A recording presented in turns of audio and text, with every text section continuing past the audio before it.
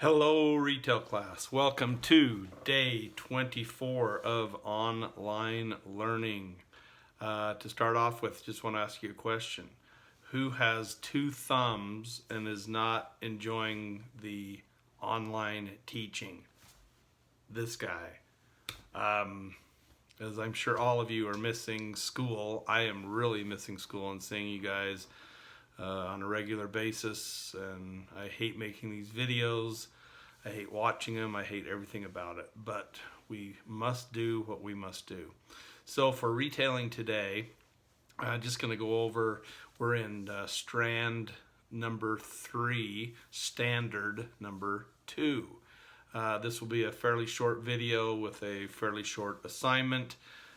Just want to give you guys something to do to keep you engaged and keep learning about retail. So anyway, if you see me look away from the screen, that's just because I'm looking at a PowerPoint presentation that's behind the screen, and that's what I'm doing. So retailing strand number 3 says that students will understand the importance of merchandise management. When we talk about merchandise, let's use a store, for example, a grocery store. The merchandise is all of the items that are for sale in the store. The toilet paper, paper towels, milk, eggs, all those things are what we would consider merchandise. Well, as a retailer, you have to manage how you're going to sell and display all these types of items. Okay, so each of these stores will have something that is called a retail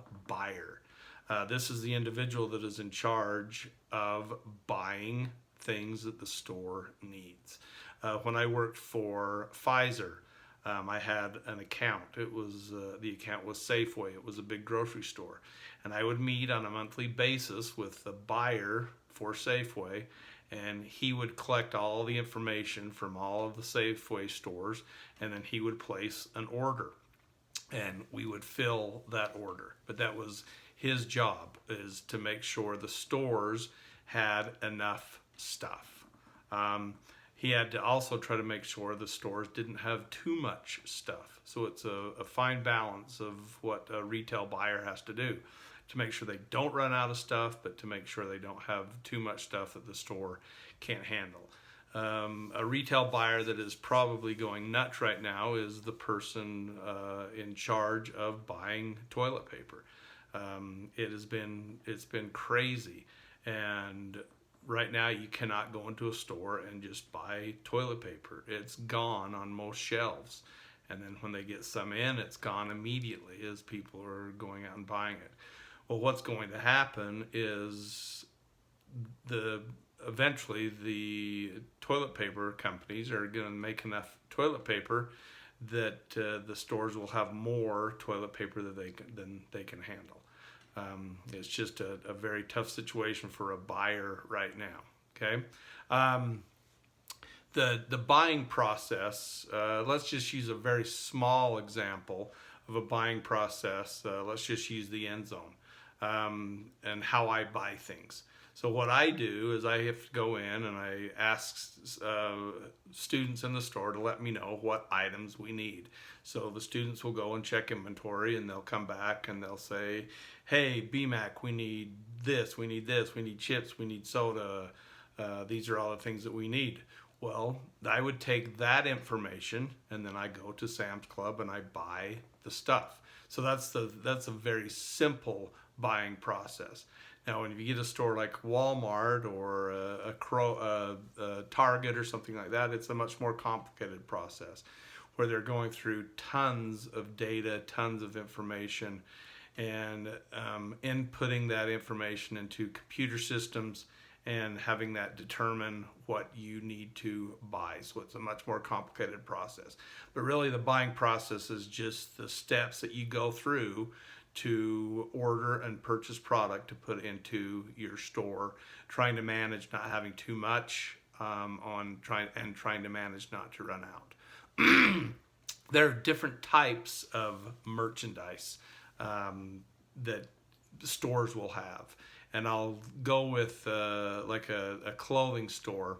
The first type of merchandise that you'll have is called staple merchandise. In a grocery store, a staple item would be eggs, milk, bread, sugar, just things that they are going to carry a lot of on a very regular basis because they're staple items. They're things that most households have in their store. Okay.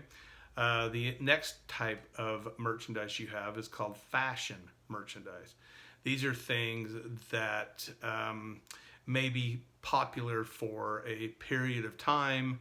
It may be a new item that they carry a lot of, but then as the newness wears off, they start not selling as much.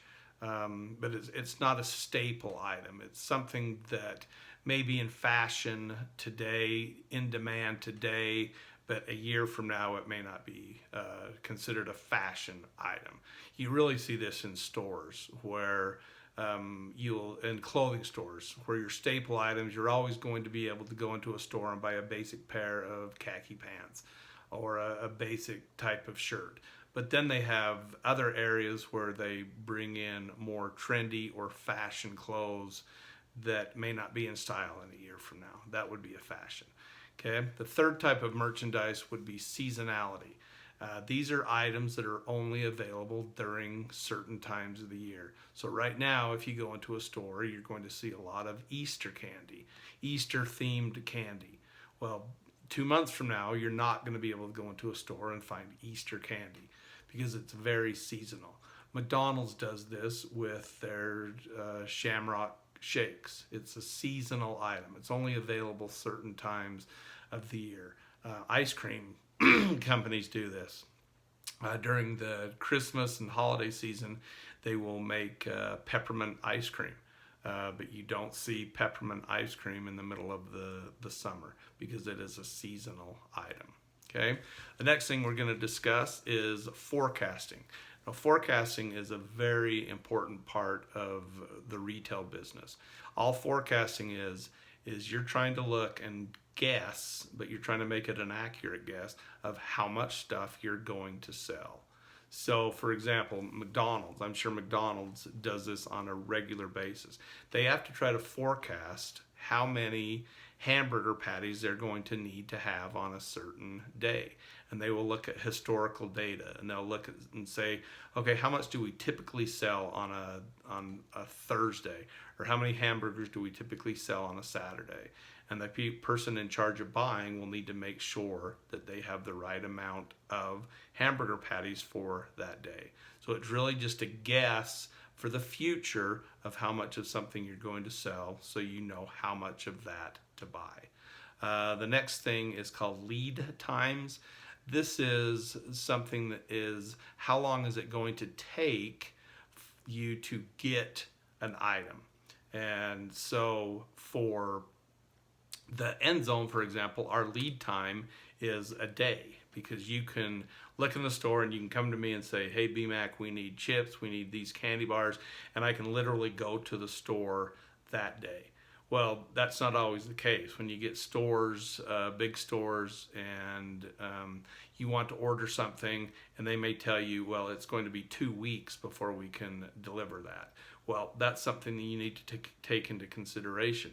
If it's going to take you 2 weeks to order this product and get it into your store, well, you need to build that into your forecasting. And you know that you need to be working 2 weeks out so that you know that 2 weeks before the stuff's going to get in there, that you've got enough stuff to cover you for those 2 weeks.